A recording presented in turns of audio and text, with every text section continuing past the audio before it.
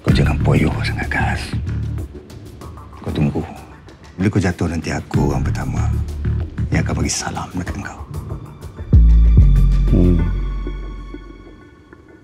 Saya jawab sekarang je lah, bos.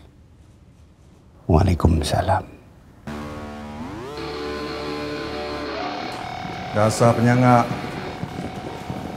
Pakai apa pun, tetap penyangak. Mampuslah orang nak cakap apa. Yang penting, kita ada gaya.